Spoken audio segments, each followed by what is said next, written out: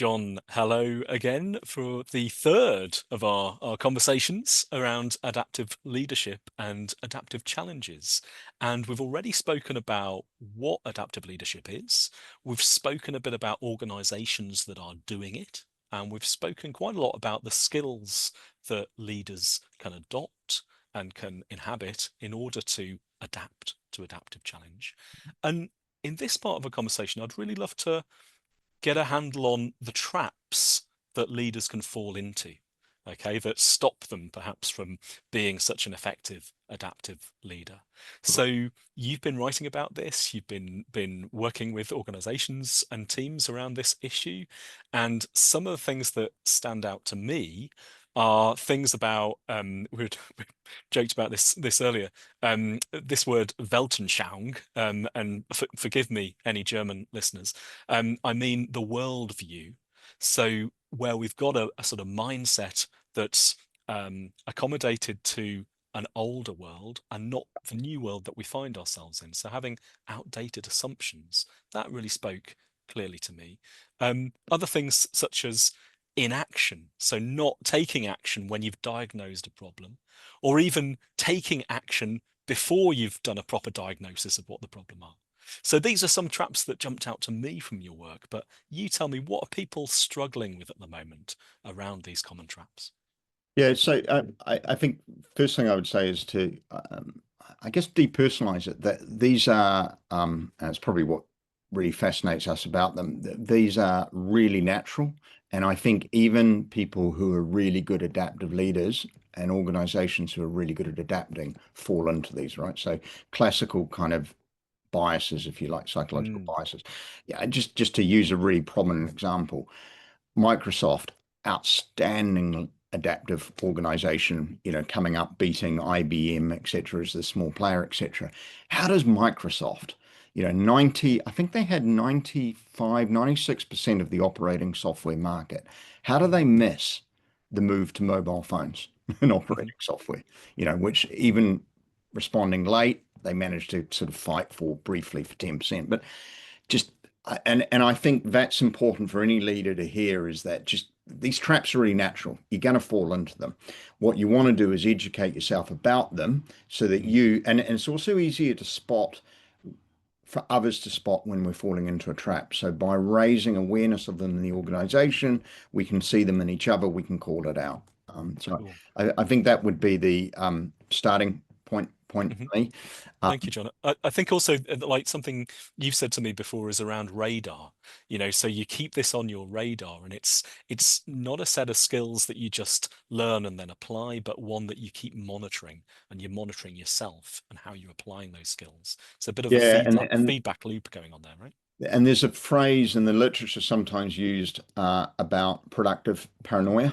Hmm. I know you and I chatted about it. This idea of sort of taking a seemingly negative word Mm. I, I don't know. I still don't know how I feel about the word paranoia, because that has a certain association. But there is something about vigilance, and Hmm. there is something about just constantly being on the lookout and just assuming, no matter how good things are going, something is, it's almost quite sort of Buddhist, I guess. This is, the impermanence. This is going to change. I need to be alert to that. So I think the radar is a really good analogy, Hmm. because it just reminds us to be, we will be focusing on but from time to time taking some attention to zoom out and go, what's going on. I Mm. think what's fascinating to me, the more I've learned actually, Hugh, is so missing important changes. That's an obvious trap, and we see other organizations do that. We kind of marvel at that, or we might be frustrated at that as a customer. I actually think what's much more common is where people see the need for change but don't act on it. Hmm. Right. And I think we're all living through this with climate change at the moment. I imagine you're better than me on this, but I am, there's a paradox inside of me. I am at one really passionate about the importance of a need and make some choices, but absolutely are not making other choices, which I should be doing as a so I think that trap of seeing the need but not having sufficient urgency, I think is even more common. Um, Two others that I would mention, you touched on. I think the the sort of this might be unfair, but I would say the sort of traditional approach to strategic planning, which is where you do the strategic planning and then you do execution, Hmm. um, just um, doesn't work in this environment. Just doesn't work. So you have that famous quote of no plan lasts more than 30 minutes engagement with the enemy. I think that's really really accurate. It's not that there's anything wrong with planning. We need to do planning, but you need to be super flexible around it. So I think inflexibility of plans. People mistake activity for outcomes, so they keep doing stuff whether it's working or not. So I think you mentioned empirical, one of our earlier conversations, just constantly checking out, is this taking us forward? Are we moving in the right direction? Has the environment um, changed? I think is the other.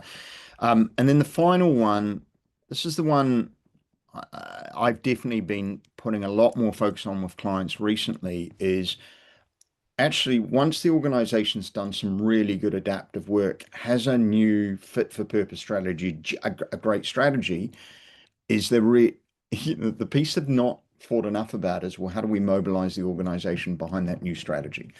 Hmm. Um, because those changes, so you talked about out of date assumptions. I Hmm. think, I think one of the really interesting things where adaptive leadership gets really difficult is where it requires us to depart from something we're really loyal to or challenges of value, etc. So where you have to shift something that's quite unpopular in an organization, um, and that's not new, but organizations just not able to mobilize the people quick enough to be able to do that.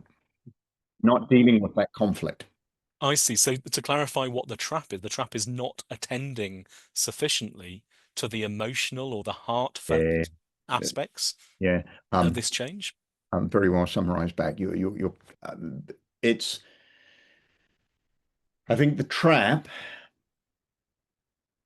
is ignoring the conflict, Mm, actually, and just mm, going, it's kind of buying into the thing because I'm a leader and I say we're going to do this, people will fall into that and give full energy. Well, that's just naive, right? mhm, So it's not paying enough attention to transition. How do I get people on board with why we're doing this, get them to understand it, work through what their concerns are, so we're all completely, we're able to disagree, but then commit to mhm. what we're going to do. So I mentioned about the emotions of the people that you're working with as an adaptive leader, and these are people that, as we've explored in our previous conversations or mini conversations around this, it's about bringing more people into the circle of conversation and finding out what their needs are and what their advice is, what their thoughts are around this. We're thinking about them as real complex systems, yeah, emotional people, entities, people with values and beliefs and strong held things, right? So this is why it's a complex issue, all this around adaptive challenge. I'm interested in the emotions of the leader, though, right? So I'm thinking when something has happened, a curveball's hit me, and I get an urge to give a knee-jerk initial response, something emotional, or gut. I might have sent you some emails like quickly, like when I'm really cross about something. Okay, how might we avoid that trap? How do we get around that urge to just react?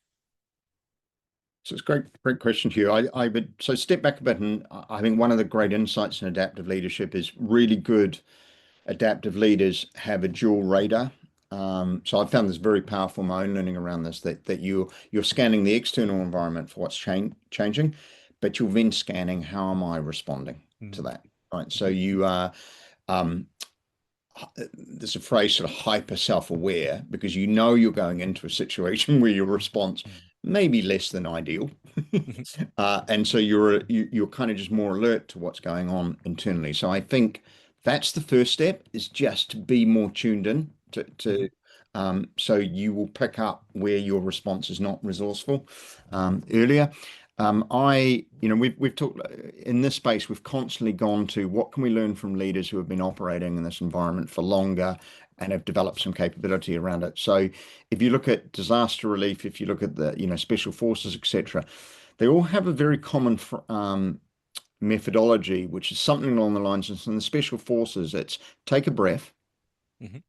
um, observe, make a call, prioritize and execute, make a call. I'm really taken by the first step in that, which where everyone else is going, act, act, act, need to do Hmm. something. Their first step is take a breath. So it Yeah. can be a very short amount of time, but the first step is compose. Um, Hmm.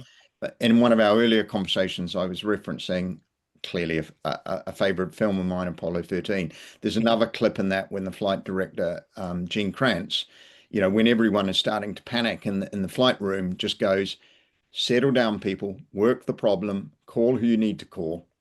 Hmm. We have 8 minutes to make a decision here. Right. So I think the first step is to recognize where your emotions are not helping, compose yourself.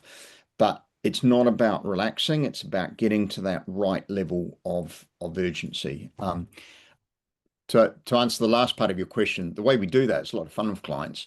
The way we train that skill is to Hmm. first of all make people aware of the traps. So we raise, awareness of here are the most common traps. People sort of nod sagely and kind of get it and can recognize it. But then we put them into um, some challenges Hmm. and get them to recognize how they respond, what their emotions are under pressure, to learn about how they respond, but also to start learning self-management techniques in an environment that doesn't matter. So when they are out trying to adapt in the real world, that they're able to, that they have those muscles more developed. Why is that experiential element important in the training that we do? I spoke recently to our colleague Simon Eastwood, head of leadership skills, about this recently, and I'd love your take on it as well. Why do we bother with experience rather than just telling people? Yeah, rather than just giving them a book to read or lecturing at them. I think it'll go back to very similar things that Simon and you would have talked about actually, that effective leadership is only knowledge is only a really small part of that. A large part of it is skill, particularly, and I think it's particularly relevant in adaptive leadership because we're talking about emotions and we're talking about pressure, right? And what you need to do, and if I can borrow from the sport world, we learned a long time ago in elite sport to practice in the same conditions we're going to compete to Hmm. hardwire how to respond in the muscles. I think it's the same. You can have a theoretical idea of I need to listen before I respond, and then someone dearly beloved in your family triggers you. Hmm. Yes. That theory isn't, but to be able to kind of to trigger, to pause, to go, well, what triggered, what was going on there? You just get deeper learning. Um, it's also a lot more fun. Mm. It's also, adaptive leadership really lends itself to because we don't have the resources for this, but it's illustrative. What I love, um, UK sport, the elite body in charge of Olympic sports Mhm.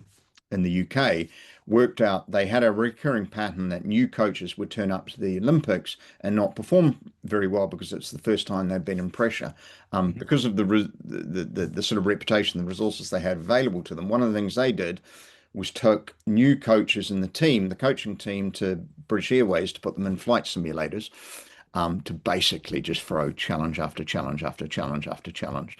Um, Meltdown, respond badly. But the brilliant thing of that is they're learning in an environment that doesn't matter Mm. how to get a hold of it. And the results spoke for themselves, actually. When they then turn up to the Olympics, they've got just a much greater understanding of how to navigate those emotions in themselves. So very similar to sort of coaching in a way, where we provide a safe space to be challenged in, yeah, to have things thrown at us or have things put back to us. That providing that space, holding that space for people seems to be incredibly valuable.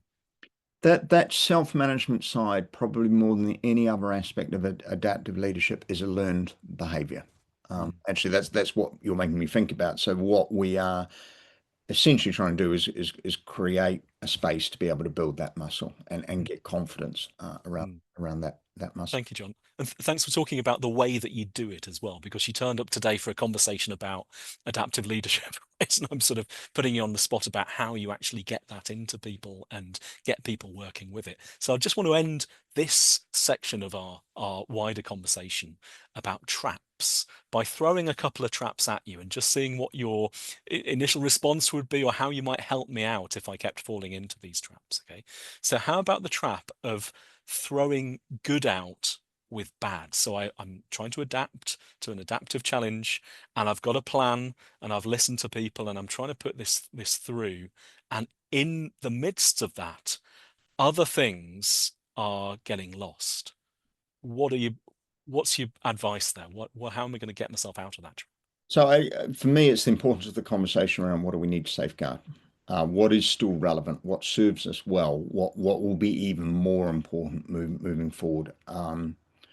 And it's um, so for me, it would be the way to deal with that is just to ask a different question, Hmm. essentially, which is, yeah, we'll look at what we need to change, but let's also look at what we don't need to change. Referencing to an earlier conversation, it's also who you involve in that. Hmm. So I often when you have a turnaround in an organization, you'll bring in new leaders from the outside, and that's important. They can come in, they can disrupt, they have new insights that they bring into the system. You often get this clash between people who are fighting for what we should keep versus people who are trying to change. Hmm. But it is so powerful if you get them listening to each other, right? Mm. Which is and you just for us that it's a really energizing process. It's often to go back to what are the times when this organization has been outstandingly good? What was that built on? So sometimes actually there are real strengths in the organization that have been hidden somewhere in a back. I'm thinking about the museums in the back sort of room, and Hmm. sometimes it's about bringing those treasures out and kind of putting a spotlight back on them. Sure. To deal with the trap, though, to answer your question directly, it's a different coaching question. Rather than looking at what we need to change, it's asking the question, what should we absolutely not change? Mm. Yeah. What are the red lines or the untouchable things? I wouldn't say, Yeah. interesting enough, I wouldn't say red lines are untouchable, Hmm. just because that might just bring out It's sacred another cows assumption, that right? people are Yeah. really emotionally attached to, but they Yeah. are things we should change. Okay. Yeah. I think it's a very deliberate question around what what will continue to serve us really well moving Mm, forward mm. might be how I would phrase that. Yeah. Okay. Okay. And for me, it goes back to this metaphor of the balcony that we've mentioned. I don't know how big your balcony is, but getting more people on there to see sort of the wider picture and also maybe have a bit of a sense of perspective in time as well. What you've said there Yeah, about what's worked, what's not worked in the past, this kind of thing. So in time and space, we're getting a wider perspective. And that's really appeals to me in having that wider conversation based on evidence from space and time, I guess. Let me throw this last trap at you, John. It's one that you've mentioned, um, or at least you mentioned in your writing and your work around this, is blaming individuals uh, rather than systems, right? attribution. Fine. Because it comes to yeah, it comes to attribution, accountability, all these things, right? So if I sense the idea here, and please correct me if I've not got this. I sense the idea is that we're quick to blame people or point to people, maybe even from the balcony, point to people and say, right, it's that over there. And yeah, if we could reposition that to looking at the system in which those individuals operate, have I got the right sense there? It's to so the most powerful illustration I've seen of this is a principle that's um, very hardwired into how aviation debriefs critical incidents. So they have a starting principle that um, you only look at pilot error as the last step. So and that does come out right. You have negligent bad pilot error, but they just that's the last thing they will look at. They assume the pilot is trying to do or the crew are trying to do the best job possible. What is in an environment that doesn't help? So that they have a designed process around it. I think what in some ways I think the trap here is where we're avoiding the need to adapt by going for a scapegoat is well that Mm. that individual is Mhm. underperforming. underperforming. So what you'll see organizations can do is, let's say sales start falling. Well, clearly our sales force isn't working. So let's just start sacking sales force. Mhm. And we put new sales force in and it's still not working. At that point, you've got to start saying, well, hold on, it's not the people. Mhm.